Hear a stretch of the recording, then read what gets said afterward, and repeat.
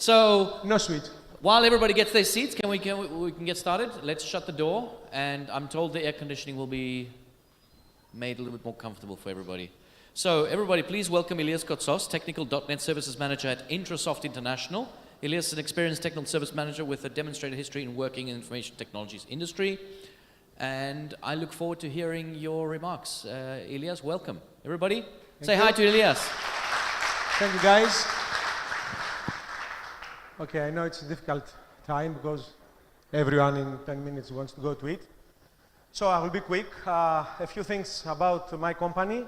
Okay, this is the agenda, short company profile, 3 levels. Today we speak about boost your productivity when you're writing source code. I think it's a hot topic. So I have to say a few things about my company. I love it. Actually, it's a great IT company, Intrasoft International, with presence in 50 countries. Actually, local presentation in 13 countries. Actually, it's a great company, yes. Well known from European projects. Here is analytically the countries. Okay, well-educated people, 1,500 colleagues. And our technology stack, almost everything. Actually, I'm a .NET developer, 20 years. We are always seeking for brilliant minds, so you can freely submit your CV to our HR department. So, I'll try in 10 minutes to cover this topic. Actually, it's one of my favorite topics. As I said, I'm writing code from 97. I'm a classic .NET developer. Who is using .NET in this audience? Come on, no? Okay. So, the topic is about source code generation. Not only for .NET, of course, but my examples are taken from .NET World. Why should we auto-generate our source code? Actually, after 20 years as a developer, sometimes I'm bored of writing some lines of code. Here is a static summary of what I have done at 2014. It's some stats from my source code generator. As you can see, produced 45 million lines of code. And 3 years later, 222 million lines of code. So I think that this is my guy. This code generator helps me a lot in order to produce for me some, let's say, some codes, not libraries exactly, some source code that I will use in every new project. And how can we do that? And what are the levels that we have to follow? Okay, first of all, when you go to this area to auto source code generation, you have to identify patterns. Most of us, when we are writing code, we have seen some patterns. That's why we are taking copy-paste some parts of code and we reproduce same functionality, kind of same functionality. Today I will give you an example from a classic database-driven application. You know, it's the application where you have the database and you get and store data to the database, of course. As you can see, this is a simple function which selects data from the database, okay, with some parameters. And as you can see here, this is hard-coded. It's the name of the table, audit. And someone would say, why should I hard copy this and not to pass it as a variable? Because the idea behind this is that if you have a machine that you can easily, automatically generate one function per table that will get out the data, select everything without filters anymore, still now, then you can generate one function per table, automatically. You don't have to think, oh, what am I going to do now? I don't have time to generate it. Let's move it further. So this is the first example. Our pattern is here. If you change this database table, everything, also the name of the error logging, everything is the same. This function unlimited times. Let's move on. Another pattern that you can find out easily is one class for every database table. Okay, I remind you the example is taken from a database-driven application. So we have the name of the class. This will be my data layer afterwards. And then I can quickly create all of these classes, one class per table. Then I could go further and create one entity class for every table. And up to now, someone could say, okay, I will go a little bit more. I will create a mapping so my database field is not hard-coded and I create a static field that I will use it. And maybe I can identify some foreign keys and create one method per foreign key. So up to now, someone would say, okay, what are you going to create? This reminds me an ORM. Okay, I will say it later, but up to now, I want you to know that we have two ways to produce anything that we say from now on. The first is the easy one. Go to Wiki, search it, and find a list of code generation tools. That's easy. For .NET, there are about 13, 14, if I remember well, 100 commercial or open source platforms. Or you have to think to create your own tool. So for this example, you just create a tool, you connect to a database, so easy. You loop all the tables, so easy, or the views, and then you create a class for each table, an entity class for each table, and put any method like the select method I created. So easy. This would be your first source code generator. So, let's go to level 2. Let's take an example. Anyone? This is taken from a specific source code generation tool, part of Visual Studio, and it's from Entity Framework. Okay, Microsoft's official ORM tool. So, when I see this entity class, I saw this one. What he has done, he has put the length of the database field name on an attribute here. Excellent. So when you build your own source code generation tool, you take best practices and patterns for everything, from everywhere, and you just enrich your own generation. So with just one field, the field DB length, you expose it to all of your classes, all of your entities, and of course to the fields that you need. So, as I said before, what is this all about? Someone would say, okay, we already have my favorite ORM, or Dapper, or I don't know what. Everyone has used something. Yes, that's true. You have a lot of choices for an ORM. But when you make the start and build a source code generation, you don't stop here. This is only for the beginning. Let me show you some examples. You start here, your ORM. Okay, maybe it's not so rich like the others, but you have the main entities and the main layers. You have the entities and the collection of entities. You have built a data layer with some select, insert, update, and delete methods. Cool. And you start building your business layer, a layer on top of data layer, which has objects, classes, exposable outer of your projects, and of course some add-ons. After that, you go one level up, and you are trying to think that you can quickly then build an API. What is an API? Let's say it could be a web service, or web API, or a REST, which someone calls you to take or give you data or sets, your database data, so you can easily create one web service with all the web methods, bind it to the select methods of your classes here, of your business layer, just with another loop. Okay, connect to database, loop tables and create one web service with at least one web method, with at least one select method. So easily.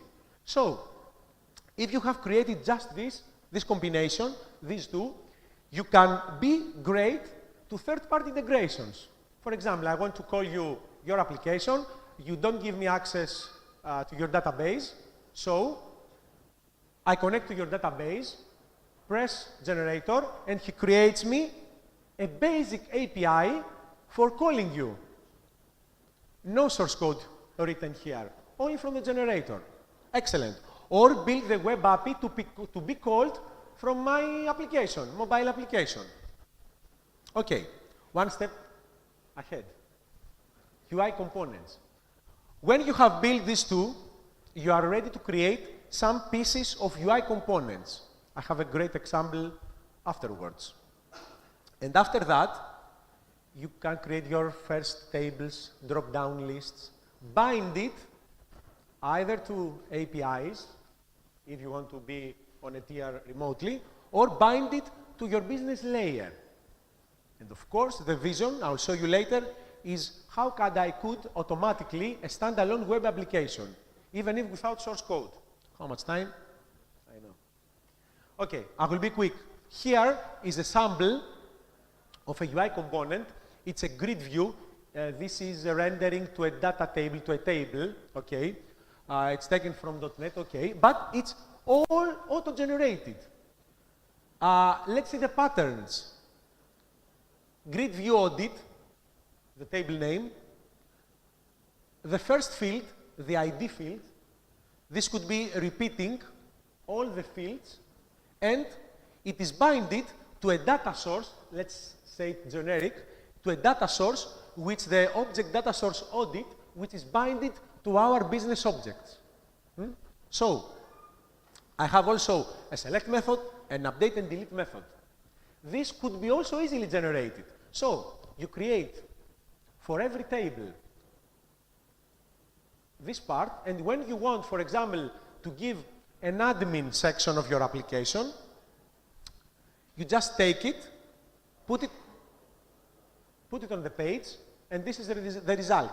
This table is actually this one, which has optionally edit and insert new and update and delete buttons, and here is all the records. So you start from here, then you comment out the fields that you don't want, and you have all the tables ready. So easy. Okay, let's leave now the UI and go one level more.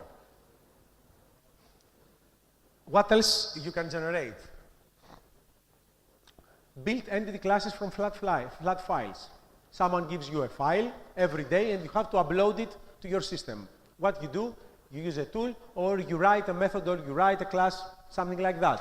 Loop on the fields, open file with your generator, loop on the fields and easily create your entity class, the collection of the entity classes, and of course, one select method. You press the button and you have here ready the layer for accessing that file. Extended objects for XML web services, very interesting. Someone gives you an API and he says, okay, this is the API, this is the documentation, play the ball. What you can do? Connect, of course, connect to the API, give instructions to your generator and build, let's say, okay, for this one, there are a lot of tools that generate some kind of client code, okay, but you can also need to add extended functions or extended properties on this. Also, using a loop, you can build and create all the necessary code that you'd like without writing it. And of course, generate code for well-known APIs like Facebook. And sometimes your generator will need instructions. Okay. For example, skip object. You want to introduce an attribute, not to produce everything. I will make a loop. I will see one by one all the tables, but for these 10 tables, don't create anything for me. So you introduce a skip object property, set it to true, and your generator knows not to include this table in your generation. Update extra to produce extra update functions with any combination of the fields. Imagine that I have a table with 10 fields, one primary key and 9 fields, and I want 9 methods for updating one field. A Boolean field, which would be a flag field. I can introduce update extra, and the generator will produce for me 9 methods by ID in order to be able to make these updates. Very interesting. You don't have to write this update method. In other words, I would write that. Or build filter. You can introduce any attribute that give instructions to your generator. And what about this? Yes, there are some cases that you don't have, it's not that easy, you don't have a database and collection of tables. You have another collection that is not iterable. You cannot loop it. You just give an instruction. Maybe you start with the URLs of the services that we will go and dig and create the source code. And of course, the easiest way to keep your configuration is an XML file, of course. Why not? So, another level. I will try in 10 minutes to give you the whole picture. The vision here is that if you start writing instructions to your generator, then these instructions can be formally written, and it could be like an interpreted language. I have seen interpreted languages in IT companies, excellent tools. So you have your generator, and depending on this big thing of instructions, it's more easily to write this in the language that you created with 10 or 20 verbs and combinations, and you generate anything. Sorry for being so quick, because I have only 10 minutes. So, benefits. Why should I see this a ready tool or build something? Time. Number one, time. Time saving. Ensure code consistency. You are not afraid of creating, delete and creating the same code. Okay, a database schema change, no problem. Generate, and you take a code that never fails. Also, you can produce code that if you was a keystroke developer, you wouldn't write. You say, okay, I don't have time for this. It's luxury for me. No, just write down, type in the basics. But no, why I should have all these functions available in my feed, and I will call anything that I would like. You don't afraid to change the target because you generate and you have the changes automatically generated. So here is very useful. Someone is saying, I'm afraid to rename a field in the database. And the field name is created by someone of someone, and it's not correct. And you want to change it, but you are afraid. Don't change it. It will break everything. No, change it, rebuild, generate, and make the rebuild. You will find the difference. You will find the points. And of course, you will be great on third-party integrations. 5 benefits. So, final slide, the vision. What is the vision when you enter to this source code generation world? The vision that you can create small applications with a few effort. And the recipe is learn or build a strong generator, have a fully normalized database, don't fear of lookups and foreign keys, put everything normalized because someone will introduce and build a lot of classes and methods for you, not just a simple ORM. It will give you the API, the web services, the UI components, and have some XMLs that give instructions to make it beautiful. Styles, sitemap, and some business rules. So the generator will fall in these files, make all the loops, and start building. So you'll have a kind of application. Okay, you will do some fine-tuning afterwards, but the best generator you build, the more complete would be the final result. This is all about. Thank you very much. Thank you, Ilya. Okay, I know everybody's eager to get to lunch. I'm sure everybody's eager to get to lunch, and it'll open in a few minutes. Any questions for Elias? Questions? From Intrasoft? Okay, that's Do I great. see any hands raised? Everybody's hungry. Everybody's hungry, Elias. Well, thank you so much. Thank you very much for the talk. Thank you. All right. Oh, we have a question. What? Festo. So lunch